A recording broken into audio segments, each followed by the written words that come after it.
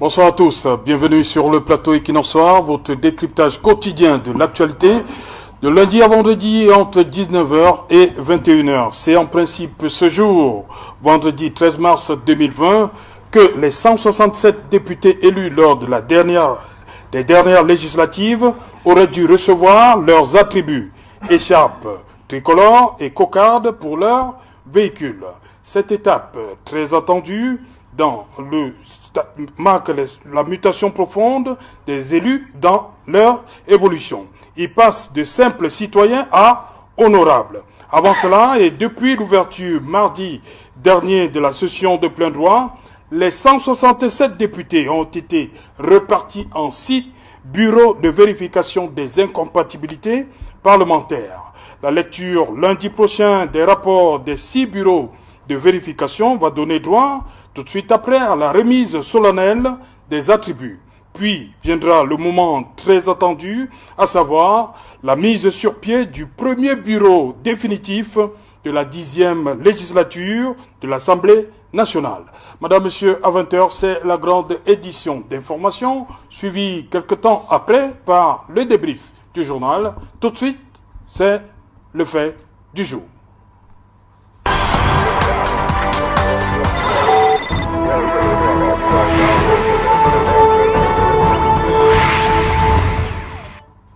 Assemblée nationale en attendant les attributs. Pour en parler, je suis en plateau ce soir avec Joseph René Mboutouzé. Bonsoir Joseph.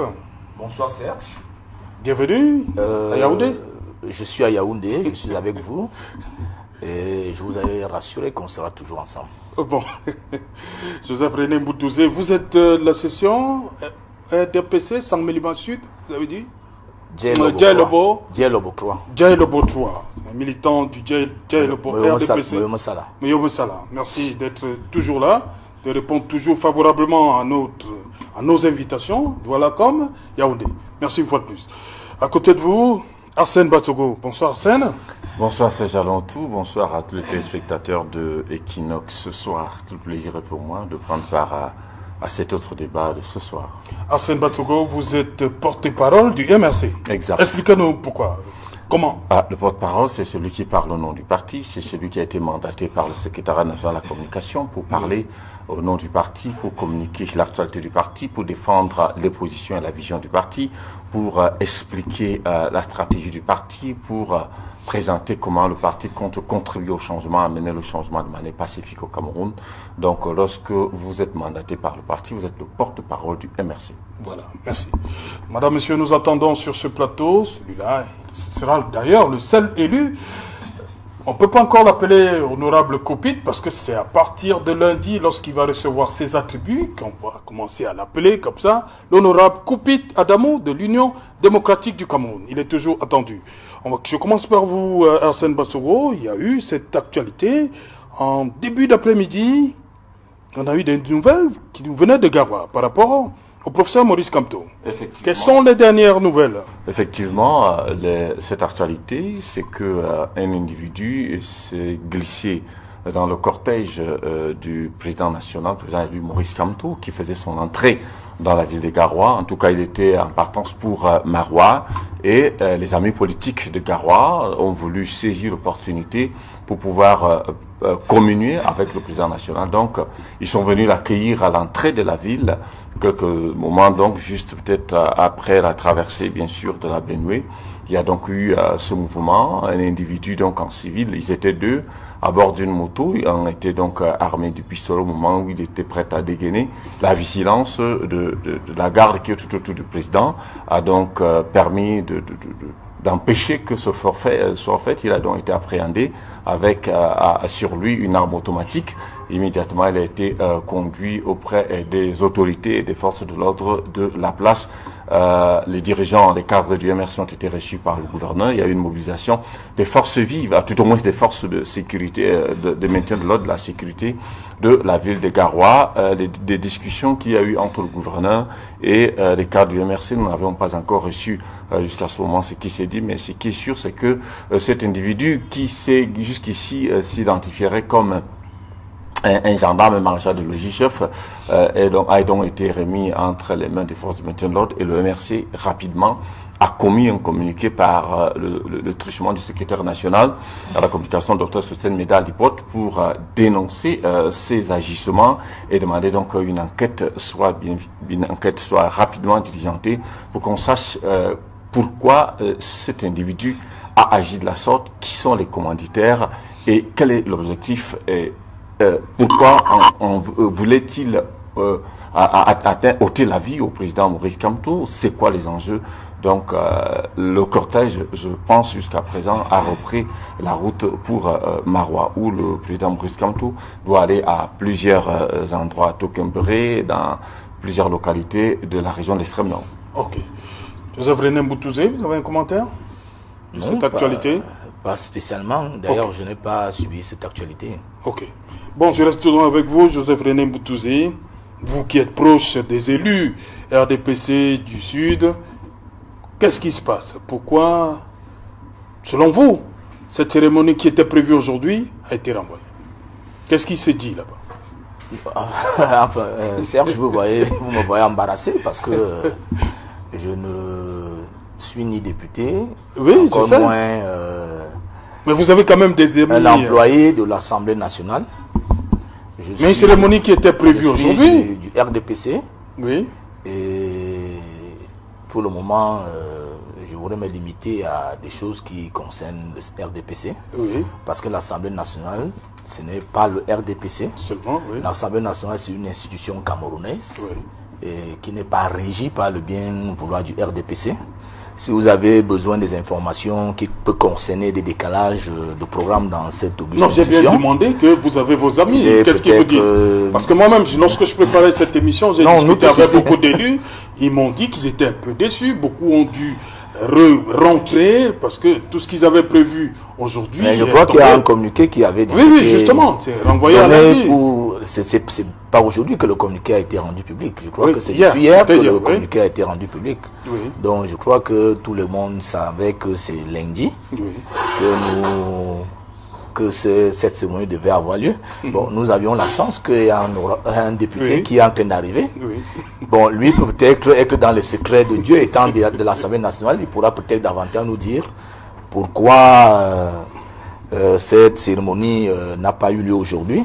Je voulais, avant de vous remettre la parole, saluer tous les députés du RDPC et saluer particulièrement le député de ma circonscription, M. Monassam. Bon, vous me rejoignez donc, voilà pourquoi je vous dis, est-ce que entre hier et aujourd'hui, il n'y a pas eu de petites indiscrétions par rapport à ce report? Non, mais il vous a rien dit? L'honorable qui est à ma droite, M. Honorable Koupit. Non, il n'est pas encore honorable.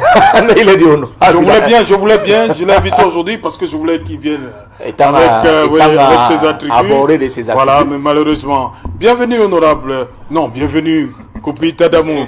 Ça va arriver, hein, à partir de lundi. Je suis content pour lui. Oui. On s'est retrouvés dans plusieurs plateaux. Et j'ai toujours pensé qu'il était un valeureux candidat de l'UDC. Et je suis très heureux pour sa consécration. Voilà. Enfin. Voilà. Koupita Damou, bonsoir, bienvenue. Bonsoir Céjalin, bonsoir à mes copanélistes et merci pour les compliments de M. Renézé, c'est très important. Oui. Bonsoir aux téléspectateurs, c'est un honneur, un plaisir de me retrouver une fois de plus sur ce plateau qui m'a manqué depuis un certain temps. Ah, vous préparez votre campagne, c'est ça, non? Ah mais justement, ça c'est vrai. Il y a des moments où on doit se consacrer à l'essentiel. Oui.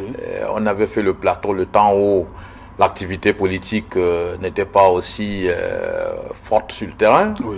Maintenant, quand on a convoqué le corps électoral, c'était le moment d'abandonner un peu le plateau pour être sur le terrain, et nous avons été plutôt sur le terrain. Voilà, Koupita Damou, il y a cette nouvelle, ce grand commis de l'État qui est, on va le dire comme ça, tombé samedi dernier. Je pense au docteur Adamou Damtua.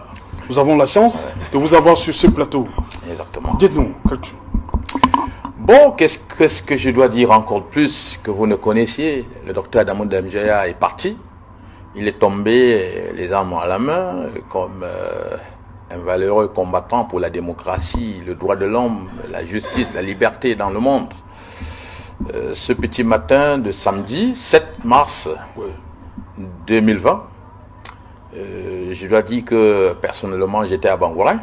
J'étais parti pour m'apprêter et prendre la route plutôt dimanche parce que la session d'ouverture, la plénière d'ouverture de la session de plein droit était prévue pour mardi. Mais c'est autour de 16h50 vendredi que je reçois de Madame Damjoya une information qui était plutôt alarmante par rapport à la situation du président. J'ai donc dû précipiter mon retour sur Yaoundé, voyager dans la nuit de vendredi, arrivé à Yaoundé autour de 4h du matin. Je ne pouvais même pas trouver vraiment sommeil, j'ai dû juste prendre le bain pour me ressourcer et à 6h, la mauvaise nouvelle était là. Nous n'avions plus autre chose que de reprendre chemin pour accompagner le corps du président à Foumban, parce qu'il faut le dire, c'était un homme, un croyant musulman, un fervent croyant musulman. Je veux me dire un religieux tout court, parce que le docteur Damoun Damjoya était à la fois chrétien, musulman, bouddhiste, tout ce qui est croyance pure, le docteur Damoun Damjoya le maîtrisait. Il ne dormait pas sans avoir lu la Bible et le Coran. Il y avait toujours au chevet de son lit la Bible et le Coran. Donc, et il nous avait dit que s'il venait à mourir, il faudrait respecter le principe islamique, c'est-à-dire qu'on ne mette pas son corps à la morgue, qu'on ne tape pas à l'enterrer. Et donc nous avons respecté ce principe-là. Nous l'avons accompagné à Foumban. Vous savez que partir de Yaoundé pour Foumban, il faut un minimum de 8 heures de route. Oui. Et puis, à l'entrée de la ville, à partir du pont de Noun, il y avait une foule immense qui ne pouvait plus permettre au cortège de rouler normalement. Et donc, ça a fait qu'on arrive à Foumban à une heure où on ne pouvait plus l'inhumer. Et nous avons donc passé la nuit avec le corps. On l'a exposé à la résidence de Njinka. Puis dimanche matin, nous avons passé la nuit de samedi à travailler pour le programme, comment on pourra gérer toute cette foule-là pour l'inhumation du président. Donc, Dieu aidant, on a pu, avec le courage extraordinaire, la lucidité extraordinaire de la veuve, qui, lorsqu'on était bloqué, ne manquait pas de nous donner des instructions véritablement lucides, qui nous ont aidés. Parce qu'il faut le dire, lorsqu'on perd un être cher, beaucoup de gens sont surpris d'avoir Madame Damjoya garder sa lucidité. Les gens ont tendance à dire qu'on va perdre la lucidité, on va perdre la maîtrise de soi. Mais le couple Damjoya a atteint ce niveau de spiritualité que vraiment il n'y a plus rien qui puisse vraiment leur prendre leur lucidité. Donc Madame Damjoya est restée vraiment dans cette logique-là. Et donc elle nous a aidés, nous qui étions du comité technique d'organisation des obsèques, à travailler. Dieu merci, l'inhumation s'est bien passée. Et nous avons travaillé maintenant pour les obsèques. Vous m'avez appelé hier quand nous étions en plein dans ces obsèques-là. Il y avait un monde immense. C'est l'occasion de remercier toutes les personnalités qui ont consacré leur temps pour nous assister, pour rendre un hommage mérité au docteur Adamoun Damjoya, de remercier également, au premier rang desquels, le gouverneur de la région de l'Ouest, et puis les camarades des partis politiques de l'opposition, le RDPC, le ministre Kouété était là, et les partis se recueillis sur la tombe du docteur Adamoun Damjoya. Le professeur Mori Kamto était là, l'UNDP était représenté au plus haut niveau par le secrétaire général, le SDF avec Joshua aussi, et j'en oublie certainement. Vraiment, c'est l'occasion, au nom de la famille, je n'ai pas vraiment compétence à le faire. Ceux qui en ont compétence le feront, notamment le président Samba qui est là. J'anticipe seulement pour dire humblement merci pour cette assistance, merci pour tous les hommages rendus à un homme qui était un homme dont on ne présente plus. Voilà, justement, vous êtes là, vous faites partie des 4 élus UDC qui sont à l'Assemblée depuis mardi dernier. Il y a ce communiqué qui est tombé hier, Koupita Damo, qui renvoie à lundi la cérémonie où vous allez arborer fièrement, on va vous remettre le drapeau, l'écharpe tricolore et les cocardes. Pour vous, quel commentaire? Bon, vous attendiez à ça aujourd'hui? Exactement. Oui. Exactement. Qu'est-ce qui se passe? Pourquoi? Les Camerounais veulent comprendre. Bon, je dois dire tout simplement que, vous savez, l'Assemblée nationale, c'est une institution parmi les institutions de l'État. Et les sessions de plein droit sont des sessions purement... ce n'est pas tellement exceptionnel, mais c'est vraiment sa spécificité. Oui. Parce que dans ces sessions-là, à l'ouverture, il faut constituer des commissions de validation, de vérification et de validation des mandats. Lorsqu'on l'a fait, c'est lorsqu'on l'a fait sans trouver de problème quelconque que on convoque la plénière de remise des attributs. Nous avons, après l'ouverture de la plénière hier, mardi, on a constitué 6 commissions. Nous étions repartis en 6 commissions. Les 6 commissions ont travaillé d'arrache-pied mercredi. De sorte que toutes les vérifications ont été bouclées mercredi parce que on avait, n'est-ce pas, l'information sur laquelle il fallait faire au pas de course parce que vendredi devrait être la consécration. Oui. Donc nous tous, on a travaillé au pas de course mercredi, puis jeudi, nous autres qui étions frappés par ce grand deuil, nous avons émis le vœu de voir ce petit glissement pour nous permettre de digérer, n'est-ce pas, de nous préparer, parce que c'était difficile d'être à Foumban jeudi et rentrer dans la même nuit pour venir prendre les attributs à Yaoundé vendredi matin avec nos camarades qui souhaitent nous accompagner. Bon, ça n'a pas été entendu, n'est-ce pas, parce qu'on se disait que au niveau de l'Assemblée, les raisons de l'État, le calendrier de l'État, c'était plus important. Donc, nous étions à Foumban autour de 15 heures quand on nous a envoyé l'information selon laquelle c'était reporté, c'était prévu. Je ne peux pas dire reporté, parce que quand on parle de reporté, ça voudrait dire qu'il y a déjà un communiqué officiel comme nous l'avons eu pour l'instant, parce que maintenant, si ce n'est plus lundi, on va dire que c'est reporté, parce qu'officiellement c'est publié. Mais la journée de vendredi était encore une date officieuse. Ça se murmurait au niveau la plus autorisé pour l'instant de l'Assemblée. Vous savez, le niveau la plus autorisé, c'est le secrétariat général, puisqu'on n'a pas encore le bureau le bureau de l'Assemblée.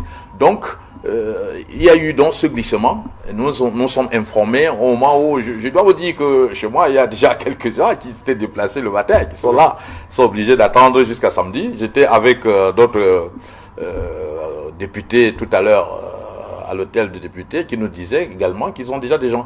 Mais ça ne gêne pas parce que nous connaissons tous que la particularité d'une session comme celle-ci et d'une plénière comme celle-là, c'est qu'il y a la présence des membres du gouvernement, oui, le chef du gouvernement et tous les membres du gouvernement, la présidente de la République qui est importante.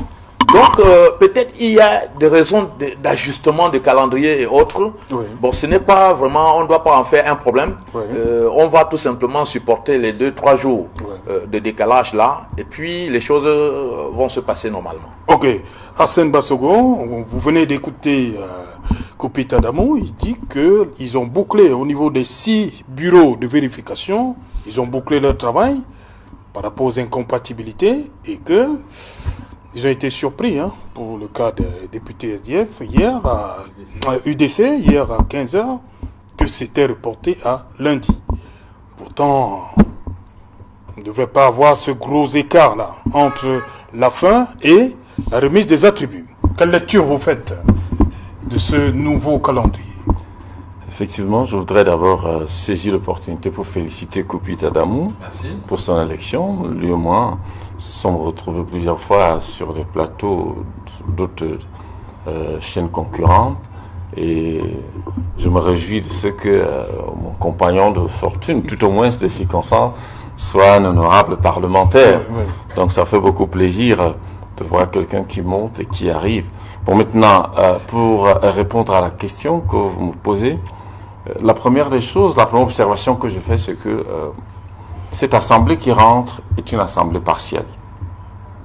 C'est une assemblée partielle où une partie du pays n'est pas représentée. Une partie du Cameroun est absente, tout au moins sur le plan légitime, parce qu'il semblerait que des dispositions soient prises pour que les anciens députés, avec les mandats qui ont expiré, puissent prendre part à cette session en attendant la réorganisation de l'élection partielle. Alors, l'Assemblée qui rentre est partielle, ça rejoint justement l'inquiétude qu'avait le MRC d'assister à une forme d'actation, je peux me permettre ce néologisme, de la partition du Cameroun, parce que aujourd'hui, les conditions, même si on va évoquer un certain nombre de raisons qui ont été évoquées par les partis qui sont pleins, notamment les IF, mais il est clair que c'est à cause de la crise anglophone, c'est à cause de l'insécurité qu'il y a eu report des élections dans cette partie du pays. Et on s'interroge, on se pose la question, est-ce que entre le moment où cette élection a été invalidée et aujourd'hui, les causes qui ont produit dans cet effet ont été étudiées, réglées de manière à ce que le 22 mars, où l'élection est convoquée, que ce 22 mars-là, que les conditions, forme de partition, sans que les gens ne s'en aperçoivent, et non seulement... Alors, pour revenir donc à la question, mon analyse par rapport à ce report subit de la session de remise des attributions, le député Koupit Adamou, on ne va pas s'en empêcher de l'appeler ainsi parce que il a reçu déjà la légitimité, l'onction populaire. Ce qui reste, c'est tout simplement la légalisation de son mandat. Donc, le député Koupit Adamou, lui, il est dans sa posture, mais nous autres, nous voyons les enjeux ailleurs. L'enjeu de ce report se trouve au niveau de l'élection du bureau. Il faut le dire ainsi. L'élection du bureau, parce que nous savons que le président de l'Assemblée nationale est la troisième personnalité du pays. Et celui qui est le président sortant, et qui est du RDPC, qui a été réélu haut la main, ne se trouve pas au Cameroun à l'heure actuelle. Il serait en Europe, il aurait des sérieux problèmes de santé. Les informations qui circulent seraient que ces médecins n'ont pas donné l'aval pour qu'ils rentrent au pays. Donc, on ne peut pas dire, puisqu'il n'y a pas de raison qui justifie le fait qu'aujourd'hui, cette session soit reportée, on a juste annoncé qu'elle va se tenir pour lundi.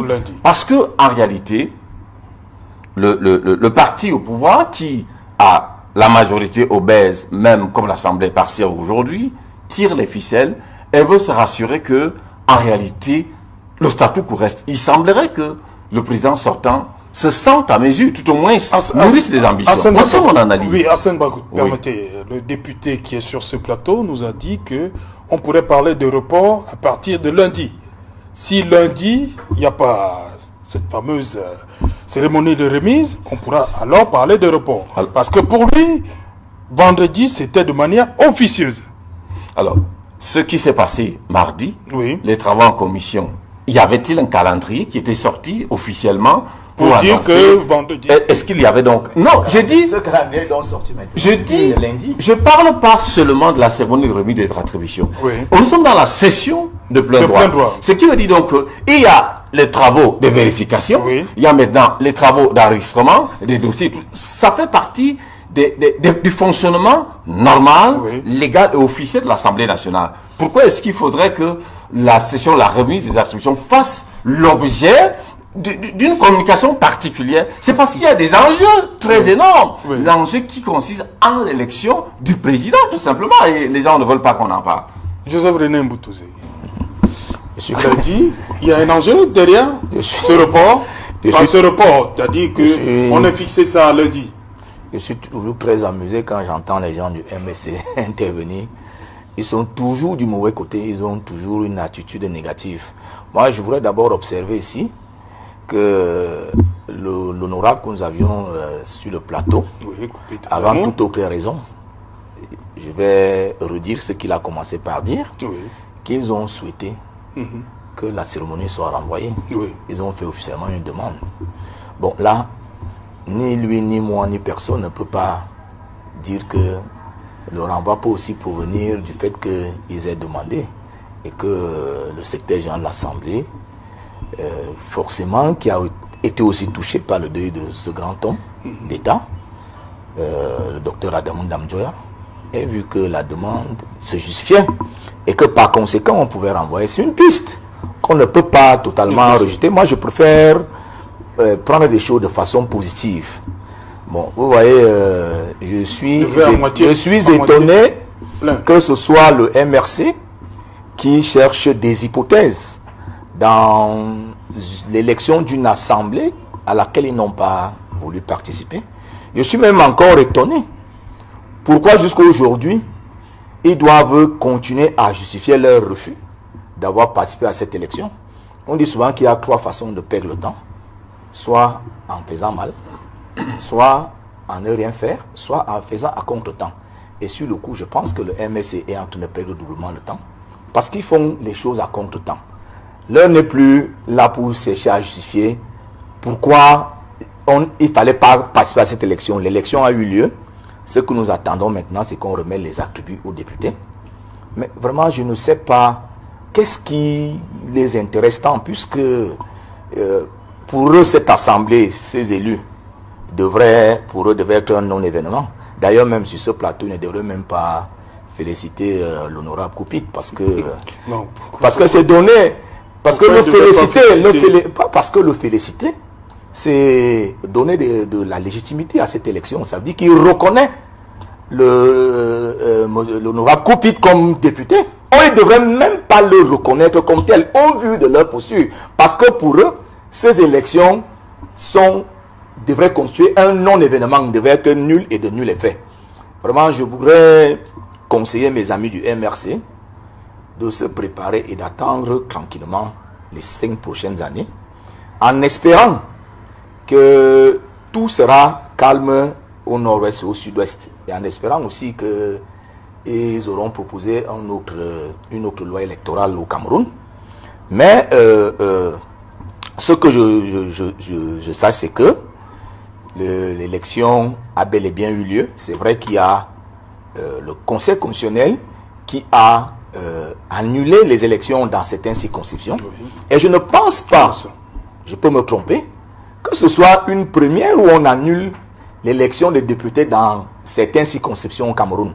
Ça veut dire que dans le passé, pendant qu'on ne parlait même pas déjà de crise anglophone, il y a eu des sessions qui se sont tenues, des sessions de plein droit, qui se sont tenues sans que le quorum des 180 députés soit atteint. Donc il ne faut pas que mon ami du MSC, M. Mbachiogo, fasse comme si c'est un événement nouveau qui arrive dans notre environnement politique au Cameroun. S'il est prévu que le Conseil constitutionnel peut, dans le cadre du contentieux post-électoral, peut arriver à annuler certaines élections dans certaines circonscriptions, cela va de soi.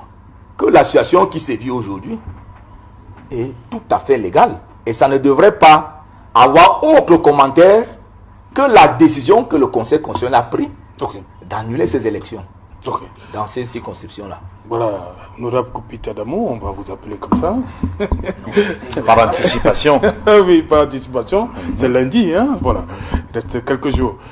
Que répondez-vous à ceux qui pensent que cette cérémonie qui était prévue, comme vous l'avez dit vous-même, officieusement aujourd'hui, va renvoyer à lundi du fait de l'absence du président sortant de l'Assemblée nationale? Que répondez-vous à ces personnes? Avant d'arriver à la réponse à cette question, je voudrais dire à mon frère et ami Badzogo que le Nord-Ouest et le Sud-Ouest ne sont pas absents à l'Assemblée. Il y a eu annulation dans 11 circonscriptions qui concernent 13 sièges. 13 sièges dans les 2 régions. Et la raison de l'annulation n'est aucunement directement liée à la situation qu'on décrit. Le Conseil constitutionnel s'est appuyé sur la violation des dispositions de l'article 96 du Code électoral, qui parle de bureaux de vote, des commissions locales de vote, et non des centres de vote qui sont une création de l'État. Nous avons évoqué ça depuis 2013. Bon, seulement que lorsqu'il y a violation de la loi, et que cela ne nuise pas à l'intérêt de quelqu'un qui attaque auprès de la juridiction compétente pour que la décision soit prise, ça passe comme une lettre à la poste. Mais cette fois-ci, bon, quand c'était passé en 2013, elle est comme en pensée avoir pu créer une jurisprudence. Or, la création de la jurisprudence ne relève pas du domaine de l'exécution. Ça relève du domaine judiciaire. Parce qu'un juge, lorsqu'il prend une décision qui n'est pas encadré par une quelconque disposition juridique, ça peut servir de jurisprudence. Mais il n'y a pas de jurisprudence en la matière.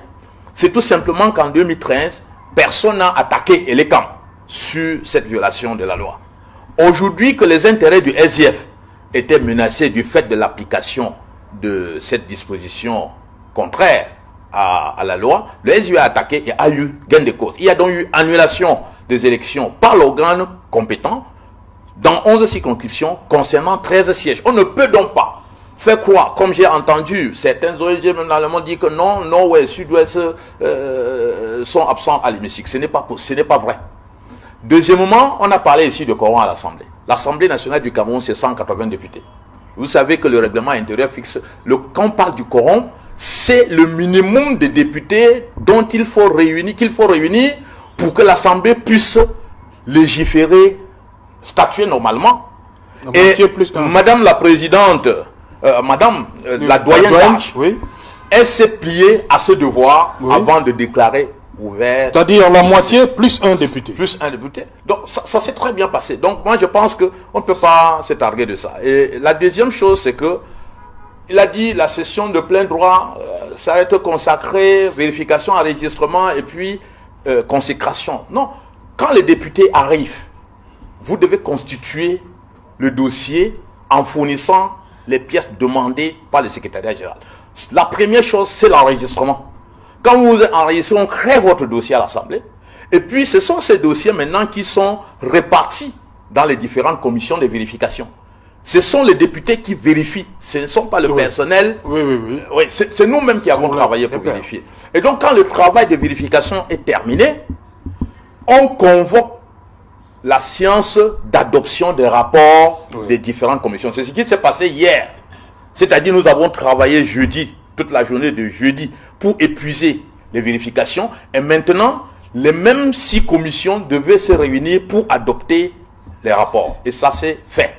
Il n'y a aucune contrainte de temps qui disent que lorsque vous avez ouvert, par exemple, on était obligé de tenir l'ouverture de la session de plein droit mardi. Pourquoi? Parce que la loi dit que c'est le deuxième mardi après la proclamation officielle des résultats. Il n'y a aucune disposition de droit qui oblige l'Assemblée de dire, comme vous avez ouvert la session mardi, il faut qu'au plus tard vendredi. Bon, il y a eu des sessions de plein droit où les députés ont attendu 2 semaines. Hein. Oui. Je pense que la 9e législature, les gens ont attendu presque 2 semaines, si j'ai bonne mémoire. Donc, on est allé un peu au pas de course parce que cette session de plein droit a une double particularité. En dehors de la particularité dont je vous ai parlé, il se trouve que le mois de mars est le mois où on doit tenir également une session ordinaire. On doit la convoquer, cette session, avant la fin du mois de mars, où le Parlement va se réunir dans son entièreté, c'est-à-dire les 2 chambres. Parce qu'actuellement, ce n'est que la chambre basse. Donc, il faut... Je me dis que l'administration de l'hémicycle, tenant compte de cette contrainte de convocation de la session ordinaire, voudrait quand même que les choses aillent vite. Maintenant, je vous ai dit, on ne peut parler du report que lorsqu'il y a eu une décision qui officialise une date. Or, jusqu'ici, on était tout simplement dans des spéculations officieuses, mais qui étaient vraisemblables parce que tous les députés savaient qu'on devait le faire aujourd'hui. Maintenant, il y a eu d'autres raisons. Il y a eu des raisons que nous tous nous ne pouvons pas maîtriser ici. On ne peut aucunement convoquer l'absence du président Kavaye Djibril sortant pour dire que c'est pour ça qu'on fait. Parce que quand vous lisez le règlement intérieur de l'Assemblée, en ce qui concerne la composition du bureau, nulle part on ne vous dit que le candidat doit être physiquement présent. Le président Kavaye Djibril... Vous voulez nous dire que même en son absence, le BDP présentait, si le RDPC voudrait que l'honorable Kavaye rempile, le RDPC peut, lorsqu'on veut élire le bureau, dire que le candidat c'est Kavaye.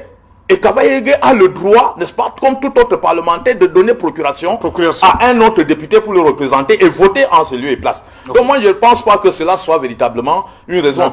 Moi, ne lisons pas dans la boule de cristal. Nous autres députés ne nous trouvons pas particulièrement gênés. Moi, par exemple, s'il y a certains membres de ma famille qui sont déjà là, ça ne me gêne pas. Peut-être c'est une charge supplémentaire, mais ça me fait aussi plaisir de partager quelques jours avec eux. Parce qu'ils seraient venus que c'était aujourd'hui qu'ils seraient en train de rentrer déjà là. Donc on va passer le week-end et ça fait du bien d'avoir cette chaleur familiale.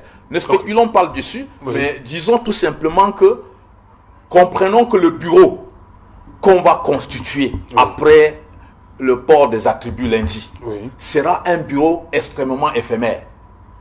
Il faut que ça se sache. Pourquoi? Mais parce que la session de plein droit élit le bureau, mais chaque année au mois de mars, on renouvelle le bureau. Vous voyez, donc dans le cadre de la session ordinaire, on va renouveler le bureau. Ce sera une obligation. On ne pourra pas dire que le bureau qui Vous attendez à des mutations, des véritables chamboulements entre, disons, lundi et ce qui va se passer lors de l'élection de ce bureau que vous évoquez? Il peut y avoir un chamboulement, c'est-à-dire des personnes qui pourront être élues lundi ou bien mardi. Vous pensez que ça peut changer? Peuvent ne plus être les mêmes. Ça peut arriver, tout peut arriver quand on est dans un contexte comme le nôtre. Donc, et moi particulièrement, je souhaite qu'il y ait beaucoup de changements. Je souhaite qu'il y ait beaucoup de changements parce qu'il faut impulser une nouvelle dynamique pour que le Parlement fasse exactement le travail que le peuple attend de lui. Parce que jusqu'ici, vous savez quelles sont les critiques qu'on a toujours envoyées à l'endroit de ce Parlement. Vous ne pouvez pas avoir une institution qui reste indifférente vis-à-vis d'une pluie, n'est-ce pas, des critiques qu'on envoie envers elle. Et que les mêmes personnes qui dirigent l'institution et suscitent ce genre de critiques soient tout le temps reconduites. Il faut une nouvelle dynamique dans le bureau. Nous savons que la majorité est RDPC et que les désirata du RDPC, on peut dire au moins 99%, vont passer, mais il n'est pas exclu que les responsables du RDPC étant d'abord des citoyens.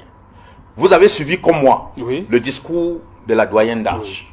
Moi, ce qui m'a marqué dans ce discours, c'est les deux fortes interpellations qu'elle a faites dans son discours. À savoir, premièrement, que étant à l'hémicycle, nous devons surpasser les frontières politiciennes. Et deuxièmement, travailler dans le seul esprit, animé par le seul souci de l'intérêt suprême du pays et l'intérêt général de la nation. Ce sont ces deux interpellations importantes. Vous avez eu ma réaction lorsque on m'a donné l'opportunité de réagir aux sorties de l'hémicycle. Cette interpellation, il me semble que la majorité présidentielle est la principale cible. Parce que nous, de l'opposition, nous venons animés, étant déjà animés par cet esprit-là. Il faudrait donc qu'on comprenne ça. Et si on comprend ça, des changements pourront être faits dans le sens d'impulser une nouvelle dynamique qui permettra à ce que le Parlement accompagne l'État du Cameroun dans la recherche, normalement, de son progrès et de son émergence. Arsène Batsogo, il peut avoir élection sans la présence physique de l'honorable, très honorable cavalier Yégué Djibril. Donc cet argument venant de l'honorable Koupit.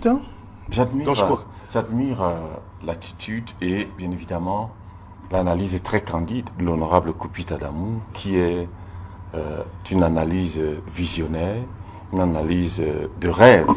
Mais sauf qu'il y a eu toute une autre réalité qu'il feigne ignorer. Je sais qu'il la connaît.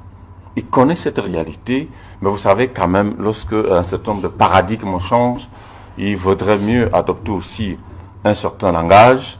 Donc, je peux le comprendre. Et il a dit une chose et son contraire tout à l'heure en parlant, dans sa première prise de parole, des contraintes institutionnelles. Et Joseph René Mboutou, il a parlé d'autres choses pour dire que lui laisser introduit une requête. On n'a pas introduit une requête. Nous avons, pas fait une requête. Nous avons. C'est pas vous qui l'avez dit. C'est pas vous qui l'avez dit. Moi, je reprends ses propos. Je reprends ses propos. Je reprends ses propos. C'est pas vous qui l'avez dit. Et puis, quand je parle de contraintes de calendrier, ne regardez pas les personnes. Parce que j'ai également dit que c'est une session qui nécessite la présence de l'entièreté du gouvernement et de représentants de la présidence de la République. C'est tellement suffisant pour comprendre qu'il peut y avoir des problèmes de réajustement. Pourquoi vous ne vous défendez pas? Vous aurez votre temps de parole. Si. Je voudrais vous dire une chose, c'est que sous d'autres cieux, j'ai côtoyé l'Assemblée nationale pendant 6 ans. Peut-être que vous ne le savez pas. Oui. Sous d'autres cieux, j'ai côtoyé l'Assemblée nationale.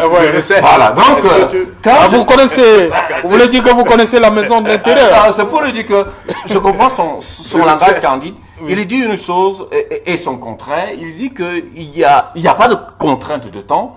Et en même temps, il dit que lorsqu'ils ont émis ce souhait verbal, qu'on puisse reporter la cérémonie, on lui a dit non, l'institution doit fonctionner. Voilà pourquoi ils ont tout fait de finir avec les obsèques du docteur Adamou Damdouya, que j'ai connu personnellement, et de revenir. Aujourd'hui, ils sont là, et qu'ils apprennent donc que la cérémonie aura plutôt lieu lundi. Donc, j'ai dit, j'apprécie son analyse suffisamment candide, parce que lorsqu'on arrive à ces niveaux de responsabilité, d'être élu de la nation, ça veut dire qu'on porte un certain nombre on ressent le poids de la représentativité, la nouvelle dynamique dont il parle, et le souhait du changement qu'il parle. Ça me fait rire parce que je constate qu'il ignore volontairement, mais je ne veux pas dire qu'il ignore ça par essence. Il fait semblant d'ignorer la réalité de la volonté du régime de maintenir le statu quo, qui va donc à ce que les mêmes privilèges et les mêmes avantages de pouvoir et la gestion de l'argent soient gardés par les mêmes personnes. Je comprends que, pour l'instant, leur objectif, pour ceux qui sont les novices au niveau de l'Assemblée, puissent entrer, découvrir comment ça se passe. Il a parlé du quorum, d'accord, mais vous pouvez signer une procuration que lorsque vous êtes réellement investi comme parlementaire. Or, jusqu'ici, vous n'êtes pas encore investi comme parlementaire. Vous avez déjà été élu, c'est vrai, on a proclamé. Je peux finir. Soufflez, non, pas du tout. C'est mon temps de parole, je ne veux pas vous l'accorder. Soufflez que même si permettez donc, c'est mon temps de parole. Attendez, recevoir donc vos attributs de parlementaire, c'est à ce moment donc que vous pouvez signer donc une procuration dans tous les cas. Vous pouvez pas être élu et les résultats ont été proclamés, vous êtes encore dans le remplissage des formalités et vous êtes absent et vous prétendez donc dire que vous allez signer une procuration en qualité donc quoi vous allez signer une procuration. Vous êtes élu certes, mais vous n'avez pas encore reçu toute la légalité institutionnelle qui fait de vous l'élu de la nation. Alors, les procurations se signent en session. Il a dit également une chose son contraire quand il dit que il y a la pression du temps dans le sens où, après cette session de plein droit, il faut bien sûr convoquer la session ordinaire du Parlement, c'est-à-dire la Chambre basse. Et la Chambre haute. On ne peut donc pas comprendre son explication qu'il dit. Bon, moi j'ai dit, j'apprécie son analyse candide, mais je voudrais bien comprendre comment est-ce que ces changements qu'il souhaite peuvent se produire. Alors, quand nous savons qu'au jour d'aujourd'hui, aucun autre parti n'a le nombre de députés nécessaires pour avoir un groupe parlementaire, ce qui vous dit que ce serait peut-être par magnanimité, comme ils aiment utiliser le mot, qu'un parti d'opposition peut avoir un poste de vice-président dans le bureau, puisque il faudrait avoir au préalable un groupe parlementaire pour donc espérer avoir donc un poste de vice-président. Or, au jour d'aujourd'hui, aucun autre parti. Voilà justement, on va savoir. Je n'ai pas terminé. Je termine donc en disant donc pour mon copanéliste M. Mboutou qui a parlé que il veut donner les conseils au MRC, que le MRC n'a plus sa raison de parler. Je voudrais lui répondre tout simplement en disant que un parti politique, même quand il n'a pas participé aux élections, aux élections dans son pays, reste actif et présent. Parce que l'objectif n'est pas, pour certains partis, de glaner quelques sièges. Ça, on respecte. Parce qu'il y a des partis qui ont leur vision. Au MRC, on respecte. Pour eux, il faut absolument entrer dans l'exécutif, soit communal, soit au niveau du siège. On respecte ça. Mais au MRC, nous avons toute autre aspiration qui sont au-delà de quelques postes et de quelques privilèges. Nous voulons le changement à l'échelle nationale et nous travaillons sur cela au jour d'aujourd'hui. Le président national est en tournée. L'objectif de sa tournée, c'est quoi? Ce n'est pas, comme il a dit, perdre le temps. Pour lui, c'est perdre le temps. Mais pour nous, nous continuons à former. Nous continuons à forger l'idéologie politique et à former les Camerounais. Nous continuons à les recruter, à les rassembler pour comprendre et apprendre à défendre leurs droits, leurs libertés et leurs intérêts, pour apprendre à revendiquer, à réclamer le compte rendu auprès de ceux qui dirigent. Donc le MRC reste et a toujours sa raison d'être, que ce soit sur les plateaux, que ce soit sur la scène. Donc, si M. Mboutou l'a dit, nous pensons que c'est sauf si c'est conseil. L'honorable. Je suis pas en disant, je sais que nous, pour l'instant, nous n'allons pas le répéter comme conseiller. Mais vous avez beaucoup parlé, honorable Koupi, tout à l'heure. Honorable Koupi, donc vous voulez répondre à Arsène Batogo? Non, je voudrais dire que... Est-ce que lorsque vous n'avez pas encore reçu les attributs... en fait, c'est ça qui fait de vous un honorable. Serge Alain, nous sommes sur un plateau de télévision et c'est Equinox. Oui. Et moi, je viens sur un plateau en respectant les citoyens qui consacrent peu de leur temps pour nous regarder. Justement. La nation nous regarde, le monde entier nous regarde. Il parle d'une analyse candide. Et moi, je vois plutôt que c'est lui qui fait une interprétation qui démontre que malgré sa proximité avec l'Assemblée, il n'a rien compris du fonctionnement de l'Assemblée. Quand nous parlons de l'élection du bureau, à quel moment on élit le bureau? C'est quand vous êtes déjà en possession de tous les attributs. Qu'on passe maintenant l'élection du bureau. Comment il peut me dire que vous n'êtes pas encore ceci, vous parlez des signatures de procuration? J'ai donné même la démarche technique. Je ne suis pas ce soir pour faire la politique politicienne. Oui. Je pense que vous avez convoqué ce sujet et quand on m'a appelé, je me suis dit, bon, je vais porter ma modeste contribution pour que les gens comprennent ce que les autres voudraient normalement les troubler, n'est-ce pas, pour pouvoir comprendre. Vous arrivez, vous constituez le dossier. Les députés sont repartis en commission de vérification. Oui. Après ces vérifications, qu'est-ce qu'on vérifie en réalité? On vérifie si vous êtes camerounais, si vous avez l'âge requis, si vous avez une fonction incompatible dans le régime d'incompatibilité. Et on peut vérifier même les cas des absents. On vérifie. Ah, voilà. Vous comprenez? On vérifie. Et donc, quand vous n'êtes pas, un député n'est pas obligé d'être présent pour les travaux de vérification. Lorsqu'on a terminé... Je vous coupe pas, déjà à l'ouverture, mardi, vous n'étiez pas 140. On a parlé 139. Il y avait beaucoup d'absents. Exactement. Il y avait assez d'absents. 28 Par exemple, Mme Damjoua n'était pas là. Oui. Pour les raisons que vous connaissez. Donc, ça n'a pas empêché... Certains pensaient qu'elle avait déjà opéré un choix. Non, les gens ont beaucoup parlé. Oui, je dis toujours que quand on veut évoquer un cas qui est réglé par la loi, il vaut mieux prendre un peu de temps de lire qu'est-ce que la loi dit avant de s'exprimer sur le sujet. Justement. Pourquoi on a dit que non, Mme Damjoua est déjà, mais elle ne peut plus venir à l'hémicycle. On ne peut plus faire venir. Non, c'est pas possible. Et elle n'est même pas la seule dans ce cas. Il y a deux députés de l'État qui sont là. Oui. Donc le problème c'est que vous venez, on valide votre mandat. Vous êtes en possession de vos attributs. Vous avez donc la possession de la fonction. Et maintenant, vous opérez le choix entre les deux fonctions qui sont entre vos mains. C'est ça la logique. Donc, je voudrais donc lui dire que ce n'est que lorsqu'on a vérifié, adopté le rapport, qu'il n'y a pas de problème. Et maintenant, la plénière consacre les élus qui deviennent les honorables. Vous êtes donc en possession de vos attributs de député. C'est à ce moment, et ce n'est qu'à ce moment qu'on peut parler d'un vote à l'Assemblée. Et le premier vote, c'est le vote du bureau. Bon, alors, en ce moment, comment il peut donc dire que quelqu'un ne peut pas signer la procuration? Non, mais vous, puisqu'on ne peut pas signer. On ne s'est pas compris à ce niveau. Vous êtes en train de dire que... Vous avez parlé de procuration du fait que j'ai évoqué l'absence du président. Mais vous avez dit que c'est l'absence. J'ai donc dit qu'il ne saurait donner procuration alors qu'il n'a pas reçu les attributs. Vous parlez de son absence. Vous avez dit que c'est son absence qui empêcherait. C'est son absence qui empêcherait. Lorsqu'il a reçu tous les attributs de parlementaire, c'est à ce moment seulement qu'il peut donner l'attribution, la procuration. C'est de ça que j'ai parlé. Est-ce que sa présence est donc obligée pour prendre sa présence est obligatoire? Sa présence physique est obligatoire. À la session de remise des attributions. C'est obligé? Est-ce que son service est obligé? Dites-nous.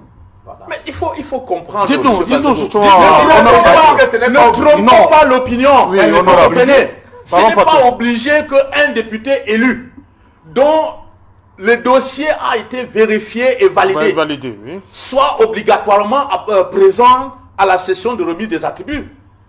Il peut recevoir ses attributs n'étant pas là. Et maintenant, quand il a reçu ses attributs, il est en possession, en droit de porter le titre de l'honorable Et il peut signer la procuration à un député. En même temps, absent à la remise des attributs. En même temps, Donc, absent il n'y a à l'élection. Mais il est candidat. Ceci était tout simplement. Ici, la procuration pour la remise des attributs. Monsieur Bazogo, ici, la tu me reprochais de t'avoir. Mais je pense que, essayons d'avoir. Il ne faut pas tout le temps faire croire aux gens que tout va pour le mal dans ce pays. Moi, à l'UDC, on ne m'a pas appris à m'opposer à mon pays. On m'a appris à être opposé à un système. Et si ce système fait bien, je veux dire qu'il fait bien. Si ce système fait mal, je dirais qu'il fait mal. Il ne faut pas tout le temps chercher seulement à lire même dans la boule de cristal, dans le sens du mal, pour dire que non, vous voulez que je vienne ici ce soir dire que oui, l'Assemblée a programmé la session de port des attributs lundi au lieu de vendredi parce que Kavaye Gueye n'est pas là. Comment est-ce que vous pouvez justifier ce genre d'attitude? Ce n'est pas possible. Je suis donc en train de vous dire sur la base des dispositions juridiques. Quand je parle du droit, il s'agit du code électoral, il s'agit de la loi portant règlement intérieur de l'Assemblée nationale. Vous pouvez bien me donner une disposition là-bas qui dit qu'il faut que quelqu'un soit là pour... Quelqu'un ne peut pas donner procuration et qu'on présente sa candidature pour être au bureau sans qu'il ne soit politiquement présent. Il n'en a pas. Donc vous ne pouvez donc pas dire que le secrétaire général de l'Assemblée a fixé la session de remise des attributs au lundi, oui, et non vendredi parce que on voudrait attendre. Qu'est-ce qui vous donne? Ce sont les médecins qui ont dit que M. Kavaye Djibril sera guéri le week-end pour être à Yaoundé avant lundi. Bon, moi, je crois que ne spéculons pas sur des choses qui n'ont pas de sens. Disons la vérité aux téléspectateurs. Disons-leur que pour des raisons d'ajustement, pour des raisons... Parfois, c'est comme la nomination. Hein, parce qu'à l'heure actuelle, la diligence des affaires de l'Assemblée relève de la compétence du secrétariat général. C'est comme si M. Paul Biya peut nommer quelqu'un aujourd'hui et puis je viens ce soir dire que voilà ce qui a fait qu'il nomme. Personne ne peut connaître ce qui motive réellement la décision de celui qui est en possession du pouvoir à un moment donné. Et moi, j'ai dit que peut-être, parce qu'il y a souci de réajustement du calendrier, et le calendrier n'est pas par rapport aux individus, c'est par rapport aux institutions. Et j'ai dit que le gouvernement a une contrainte normalement. C'est devenu rituel, oui, que le gouvernement soit là en son ancienneté avec à l'ouverture d'une nouvelle législature. À l'ouverture d'une nouvelle législature, que le gouvernement soit là lors de ces cérémonies, que tous les diplomates, tout ça, les amis du Cameroun, la présidente de la République. Donc il n'est pas exclu que peut-être le souci du réajustement de calendrier des uns et des autres soit à l'origine de ce que vous appelez report. Et que moi je n'appelle pas report parce qu'il n'y avait aucune décision officielle. Ce que c'était officieux, on attendait que ça soit officialisé et ça ne l'a plus été. Je pense tout simplement que la première date qui soit officiellement fixée pour le port des attributs, c'est lundi prochain. Okay. Et il ne faut donc pas qu'on ait de débat inutile sur ça. Et justement, Joseph René Mboutou, une assemblée, il y a 8 partis pour le moment qui sont là, en attendant le 22 mars, et il y a un bureau qui doit être mis sur pied avant, j'espère, hein, avant les résultats des partiels du 22, aucun groupe parlementaire en dehors du RDPC. Quelle analyse vous faites sur cette nouvelle assemblée, on va le dire comme ça? Parce que après, le RDPC, vous en avez 139 pour le moment. Si jamais vous vous en grappillez encore au nord-ouest et au sud-ouest, ça va faire beaucoup. L'UNDP 7, le SDF, le PCRN 5, l'UDC 4, l'UMS 2, FSNC 2, le MDR 2, votre majorité obèse, oui, dans tous les postes pour le bureau. Serge Alain, lorsque j'allais à l'école, oui, lorsque je partais composer dans une martienne, c'était pour avoir 20 sur 20. Hein. Ah, vous voulez avoir 180 députés? 20 sur 20. Quand on va à une élection, tous les partis, s'ils peuvent remplir les 180, ils ne les ignoreraient pas. On ne peut pas faire le reproche à un parti de tout prendre s'ils ont les capacités de tout prendre et que ces capacités doivent vérifier les conditions de fond et de forme. Voilà. Et je crois que ceux qui ont pris part à l'élection du 9 février dernier ont accepté de façon partielle les résultats. Il y a quelques-uns qui n'étaient pas d'accord, qui ont saisi le Conseil constitutionnel. C'est pour ça qu'il y a toujours, et à chaque fois il y aura toujours, le Conseil constitutionnel qui va statuer sur le contentieux post-électoral. Voilà. Donc, si le RDPC avait eu les 180, tant mieux. Mais on sait que c'est très très difficile que le RDP puisse avoir les 180. Mais au Cameroun, et même pas au Cameroun, la logique des équilibres gouverne le monde. Vous savez, si on n'avait pas dit, par exemple, il faut obligatoirement qu'il y ait 5 équipes en Afrique pour jouer la Coupe du Monde. Si on s'était simplement basé sur les meilleures équipes du monde, ce n'est pas sûr que les 5 équipes qui sont représentées à chaque fois en Afrique, dans le cas de la Coupe du Monde, sera représentée. Pour que tout le monde soit là, on respecte quand même des équilibres. Même de façon tacite, il y a des choses qui ne sont pas obligées d'être dites, mais qui sont réalisées. Et dans le RDPC, comme nous respectons nos adversaires, nous respectons les autres, on ne peut pas penser que, ayant la majorité qui nous permet, si on le voulait, de prendre l'ensemble du bureau de l'Assemblée nationale, nous ne pouvons pas nous comporter de cette façon. Nous sommes très galants. Et on sait que les autres sont là et que les équilibres voudraient quand même tenir compte des autres, même si ces autres-là sont minoritaires. C'est pour cela que dans le bureau qui sera désigné la semaine prochaine, il y aura forcément des membres du RDPC qui y seront. Et il y aura aussi les autres. Je dis, ne prenez pas ça dans le sens de distribuer. Prenez ça dans le sens de la logique des équilibres qui voudraient quand même qu'on tout le monde puisse participer. Et c'est cette logique au Cameroun. Lorsque vous entendez des équilibres régionaux, ça participe du fait que d'autres, une région au Cameroun peut avoir des faiblesses structurelles qui peut les empêcher. Permettez, on va aller à Douala, je vais revenir à vous, c'est l'heure du journal. Madame, monsieur, nous allons donc repartir du côté de Douala où nous attend déjà Nadine Yambo pour le 20h. On revient après pour le débrief du journal.